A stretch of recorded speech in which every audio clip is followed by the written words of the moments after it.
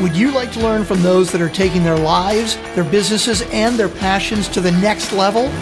Best-selling author of Speakeasy and master connector Lou Diamond is here to connect you to some of the most inspiring and amazing people on this planet.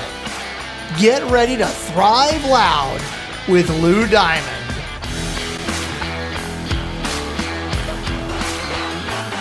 You can't stop! Can't stop, won't stop. Where the brakes at? I give him that diddy bop. Like, take that, take that, take that, take that. I'ma put in work.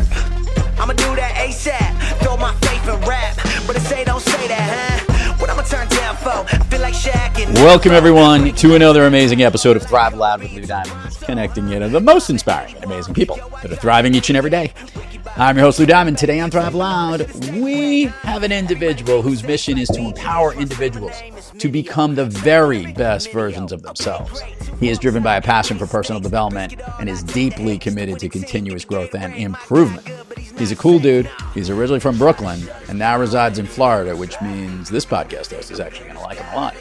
Thrive Loud listeners, I bring you Andrew Adamus. Andrew, welcome to Thrive Loud.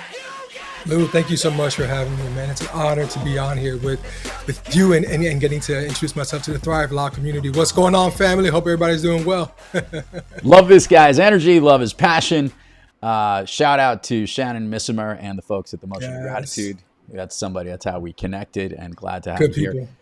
I would love to do a little rewind here because you got kind of an interesting story, my Brooklynite fellow friend. So let's do let's do a little rewind and understand how what you're doing now became your gig. So, man, trying to summarize it. So I was born in Brooklyn, New York, and grew up in New York. Big time Mets, Jets, Knicks, Rangers fan. So I love sports. Which is ironic because all my sports teams are pretty horrible and terrible. But we moved to Florida. My dad and I moved to Florida. And at that time, man, we had nothing. Like, my dad had lost his job and we were just like on a wing and a prayer. And so we moved down here with just pretty much the clothes on our back and a suitcase to start a new life. So my dad got a job at Disney when we got here to Orlando. And man, back there, Florida was just completely orange groves and cow pastures. Like, it was a huge culture shock going from the concrete jungle to like what felt like the literal jungle. There was gators. Like, I had never seen gators before. I've seen rats the size of gators. But anyway, so moved down here to Florida and went to high school, and I was just, growing as a kid, never really thinking anything much of like what I wanted to do when I grew up. When I graduated, I thought I wanted to be a teacher because I've always liked just working with people. I liked working with kids when I was in high school. I always loved helping people learn and grow and develop. And so when I got my first real job working at SeaWorld here in Orlando, Florida, I was 19 years old. And I started working there, and I had an incredible supervisor who within 3 months of me being there was like, "Hey, Andrew, I see leadership in you." I was like, "What's that?" Like, I'm just here to get a paycheck and go hang out and party at Universal Studios. Like, I don't know what that is. And she really invested in me and saw leadership in me, pulled it out of me and developed me, promoted me. I became a trainer. And so my role at that time was training all the new employees. And so all the new employees would come in, I would train them on all of our different operating procedures, walk them through all of our SOP manuals and all that kind of stuff. But I was 19, so I didn't really think anything of it. I didn't know that was something that I would love to do long term. I was just doing it because it was what I was told to do. But fast forward, I went to college, got a leadership degree. And for 20 years, I worked as a pastor at the local church. And in my time working as a pastor, what I loved the most about that was helping people discover their gifts, discover their talents, and learn how to use those talents to serve, to find the right job, to find the right fit for them. Because a lot of people just wander around kind of just, clocking in, clocking out for a job just because it's something I got to do. And they don't realize that, man, like, if you work with what you were created to work for, like if you're able to do what you were created to do, man, you feel like you're never working a day in your life because you're actually operating in your strongest talents, gifts, and abilities. And so I absolutely love that. And so then when I was working at the church, I got my primary role became probably around 2018, where I was focusing on more personal development than anything else. So every Sunday we would offer our classes on personal development, and I'll have people coming in, and I'll never forget this moment. This was a moment that kind of catapulted me to what I'm doing now. And there was a lady that came into the class, and my wife was working with me. She was serving with me in that area, and we were going through giving them the disc assessment. And so this lady's taking a disc assessment, and she starts crying. I'm like, huh, that's interesting. Never had that happen before. And so I didn't want to intervene. My wife went over and talked to her a little bit. She kind of, cooled down and was calmed herself down. And so we kept going through, and then we took our next assessment. And the second assessment was a gifts assessment, kind of learning about your gifts. And so after she took the gifts assessment, she starts sobbing. And I'm like, hey, like what's going on? Like, is everything okay? And she looks at me and she says, my whole life, everyone has said I was bossy, has said I was controlling, has said all these horrible things about me. I never even realized that I have the gift of leadership and that my personality is a leader. Now it all makes sense why I wanted things done a certain way, why I wanted to say certain things, do certain things, but I never knew how to say or do them the right way. And so a lot of people, what happens is that they're going through life, and what they're doing is they're hearing a lot of the negative sides of their personalities and their gifts, because we all have our insecurities. And when you're insecure, you tend to project your insecurity on other people. And so rather than calling out people's talents, gifts, and abilities, you want to shade them because you feel inadequate yourself. And so it was at that point where I was like, you know what? I have to learn more about how to do this so I can continue growing and developing myself, so that I can continue growing and developing people. And so that became my primary focus from that point forward. And so for the past 4 years, like, that's just been my focus in the church, and recently outside of the church field, is focusing on how to grow and develop leaders. And so over the past year, what's been really cool is that I got the opportunity to connect with my boss, Nate Green. Shout out to my man, Nate Green. Absolutely incredible dude. Really gifted guy, gifted businessman, gifted entrepreneur. He recently sold his business and wrote a book called Suck Less, Do Better, which was awesome. Spoke directly to me just because I'm a straight shooter. Like, I'm the kind of guy like, hey, don't fluff it. Just give it to me straight. If I'm sucking, tell me I suck so I can get better. Like, I don't need you to be like, well, Oreo method. No, man, like, hey, this is wrong. Fix it. Cool. Got you. And so Nate and I are very similar in that met. So I met Nate, and he and I just had a conversation over lunch. He told me about what he was wanting to do with writing books and traveling and speaking and developing coaching programs to help people become the very best version of themselves.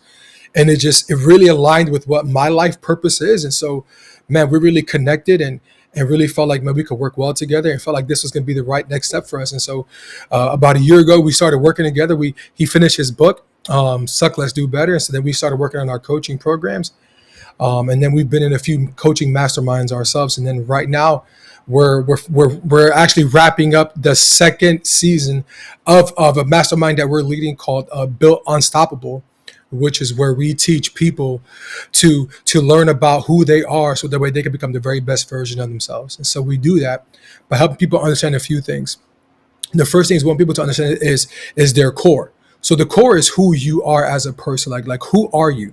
So we run a couple of different assessments, because when you just take one assessment, it only gives you like one image of who you are.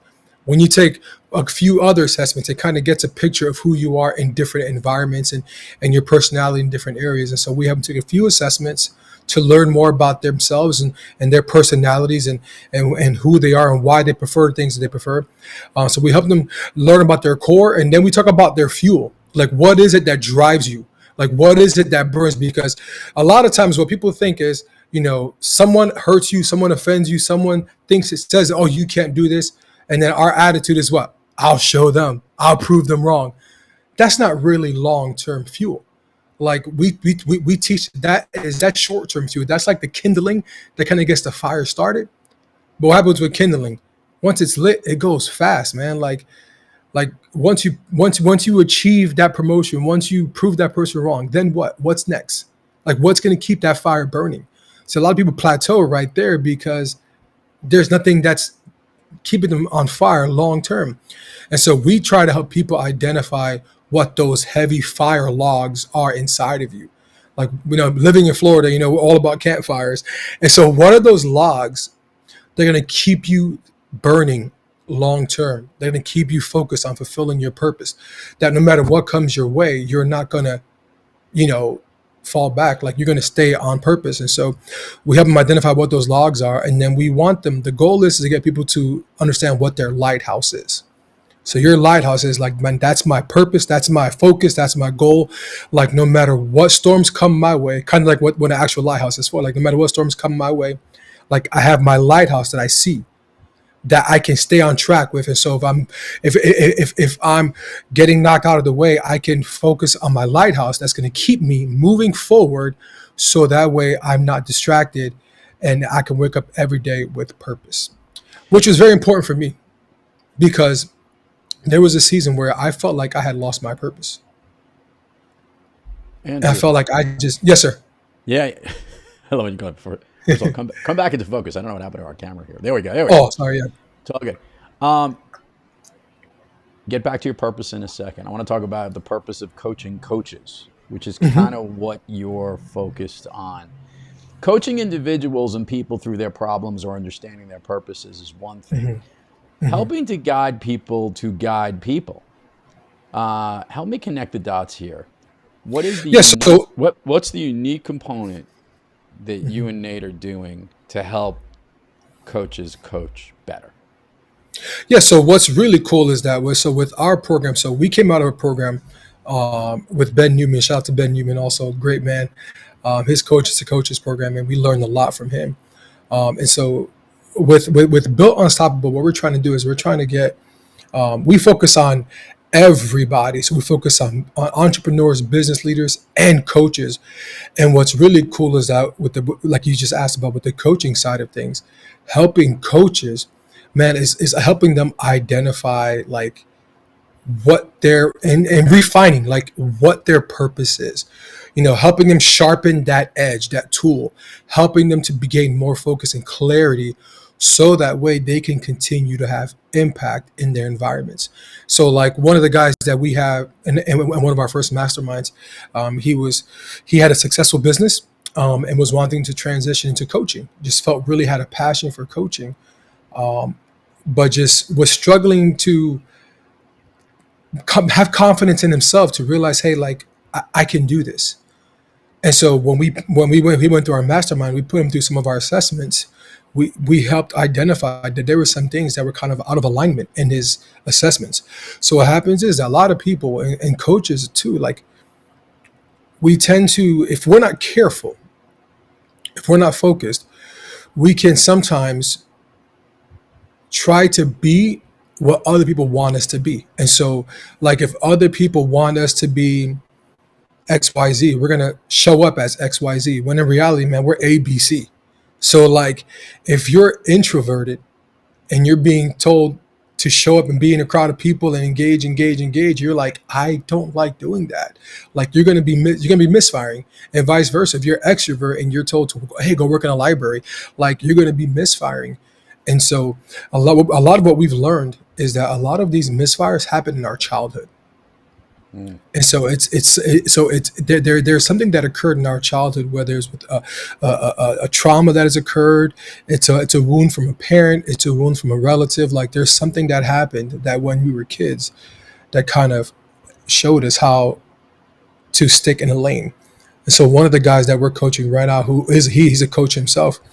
When he was a kid, his parents told him, hey, you don't really like to work hard, so you should do this instead. And so so his whole life, he just kind of like didn't work hard and just went the easy way.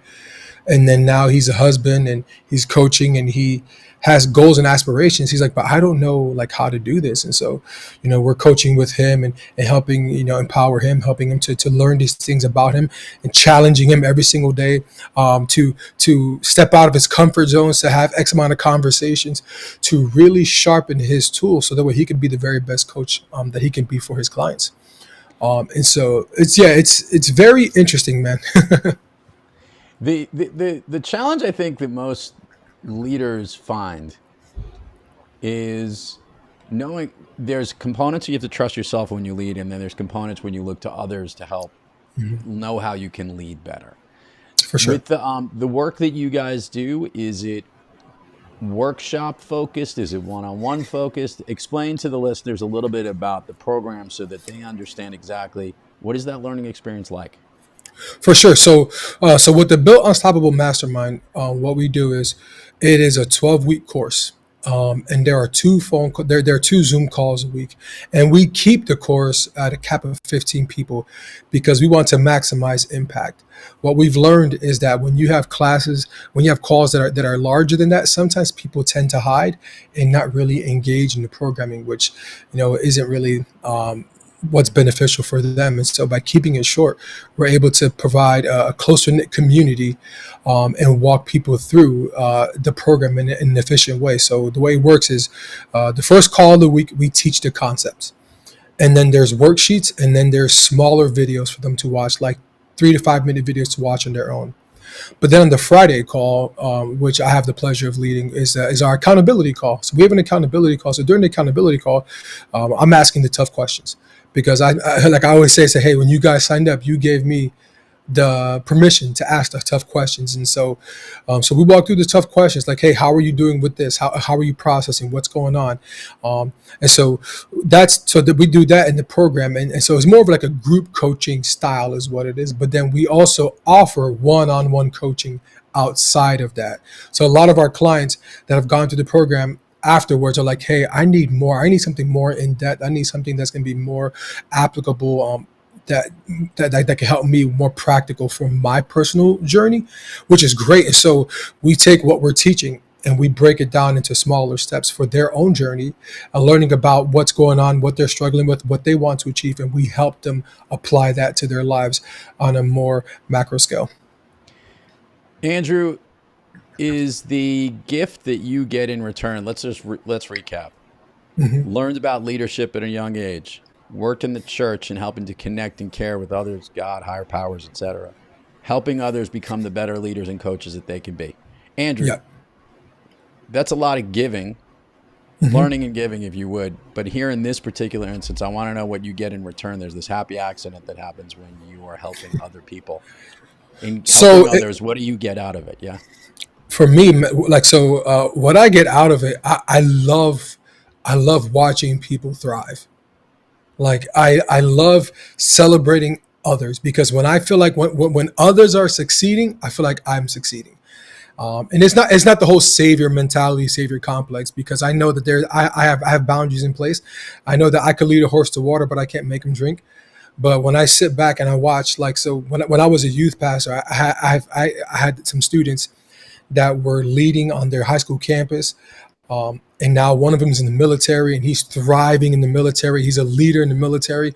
And I'm super proud of him. And I look back and one of my other students, right now he just finished fire academy. So he's a firefighter and I'm super proud of him. And I just love looking back and seeing these people succeed and thrive because I feel like, man, like because my whole process is this. My lighthouse is that I want to leave a legacy that leaves a legacy. So my focus is every single day, I'm focusing on how am I leaving a legacy today? Because I fully believe that later is longer. Like when my time on this earth, man, my time is nothing but a dash. The day I'm born to the day that I die. And when my time ends, guess what? This world is going to continue going. Like life is going to continue happening for other people. And so my focus is who am I impacting today? So that means like, who am I impacting when I'm driving in traffic, that person that cuts me off? Am I honking at them, telling them they're number one? Or am I just, remaining unoffendable and just keeping my cool, keeping my peace? When I'm at Starbucks, how am I interacting, engaging with the baristas? How am I engaging with service at restaurants, with flight attendants in the airport? Like everybody around me.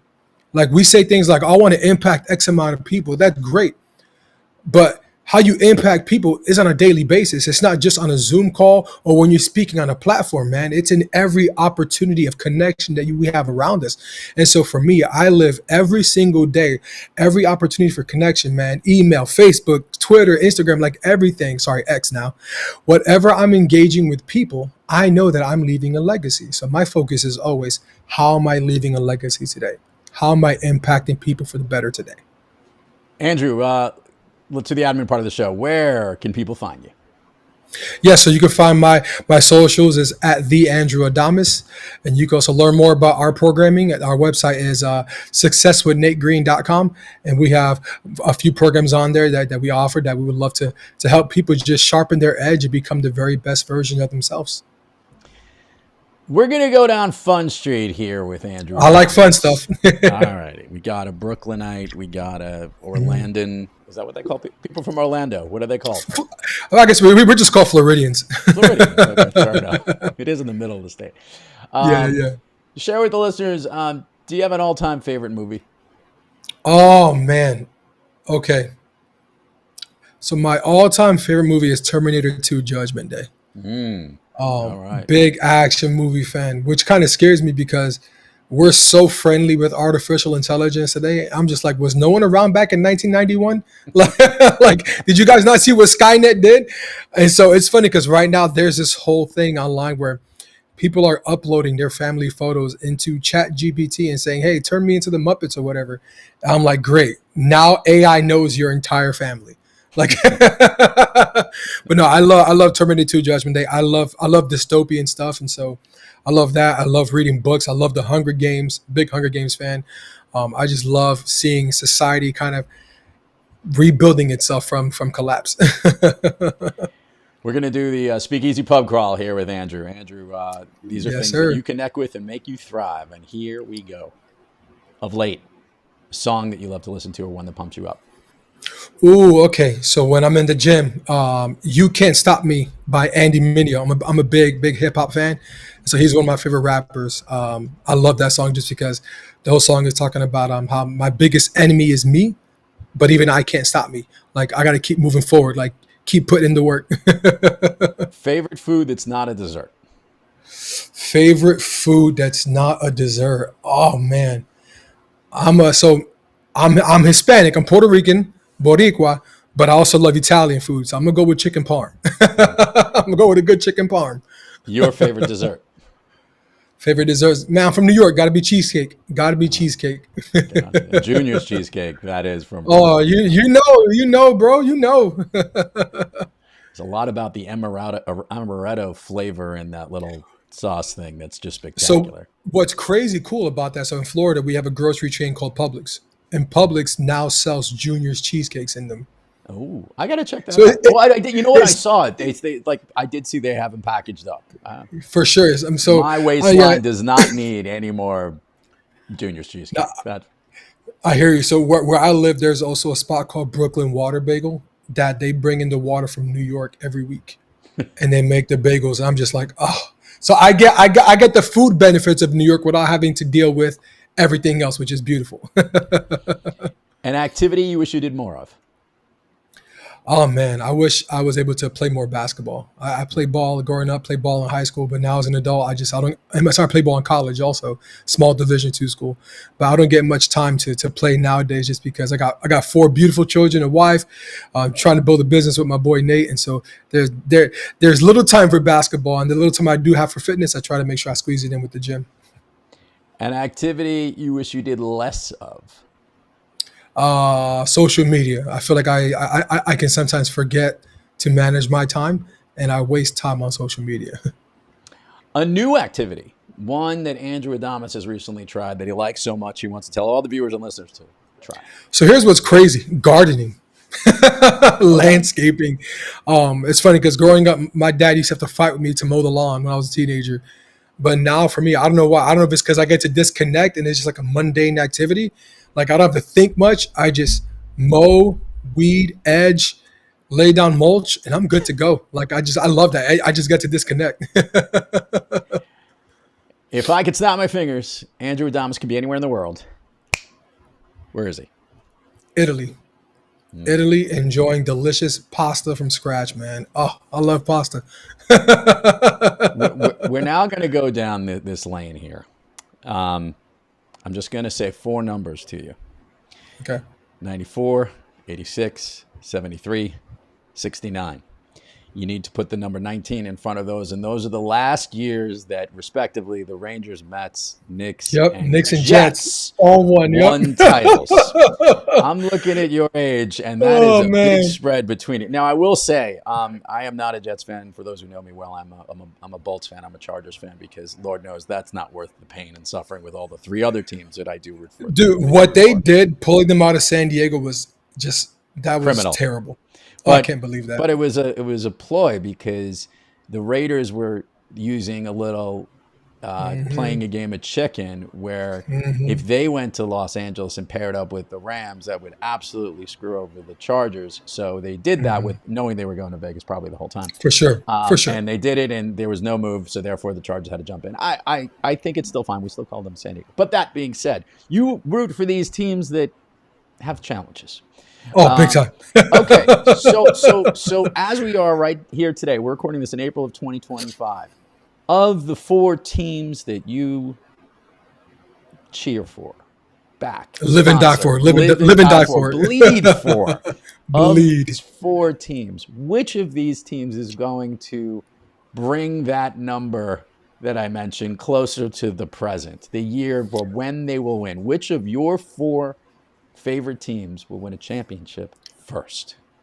See, that's a good question because over the last decade, the Rangers and Mets teased us a couple times with some finals appearances and some NLCS and Eastern Conference Finals appearances. But if I have to say right now, it's between the Mets and the Knicks, and I rank my sports fandom. And for me, the Mets are number 1. I'm a huge baseball fan. Baseball's my absolute favorite sport. Played it the most growing up. I went to Shea Stadium a dozen times. My kid her middle name is Shay. Like I flew up for the last weekend at Shea. Like the Mets are my jam. So with the signing of Juan Soto, Lindor, Pete Alonso's hot right now, starting off the season. Even though the Dodgers are a wagon right now and they're just insane, they're probably going to end up having the best record in baseball history and winning another World Series. I'm going to have to choose. I'm going to say the Mets. The Mets will do it before anybody else. I think that's the right optimism. I think the Knicks are a player away. I think the Rangers. As we're speaking right now, like they're 2 points out. They collapsed. They went from winning the President's Trophy last year to like what is going on right now. Like it's a tough. Hockey's a tough one, and you just got to get a hot goalie to get going. Hopefully, maybe they can get to the playoffs and prove it. Shesterkin is that goalie. And that football team you refer, which I cannot support. It's my dad's best friend's fault because my dad was a Giant fan, and the Giants were terrible in the late 70s, and they made a stupid bet. My dad lost the bet, and he had to become a Jet fan. And here I am, 4 Super Bowls later. I could have been a Giant fan. Well, 3 out of the 4. I wish you success on those fans there, and hopefully that comes through. Andrew Adamas, truly a pleasure to have you on. Thanks for doing what you're doing. Hey, man, keep helping other leaders become better leaders, and I like this. Leave a legacy that leaves a legacy. Powerful stuff, and a pleasure to have you on, my friend. Great to have you. Thank you for your time. I appreciate it. Thank you so much, Lou. You got it. To all our listeners out there, thank you for joining us. Until next time, keep moving onward and upward. And remember, be brief, be bright, be gone. You don't got the power, shut me down. That's not enough. I'm my biggest problem. You don't got the power, shut me down.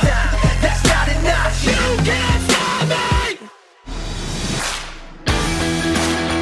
me. You've been listening to Thrive Loud with your host, Lou Diamond. Check us out on the web at thriveloud.com and follow us on Instagram, LinkedIn, Twitter, and Facebook at Thrive Loud. And check us out on the Good Pods app at Thrive Loud, where you can follow, listen, and connect directly to Lou and all of the Thrive Loud episodes. Thanks for listening.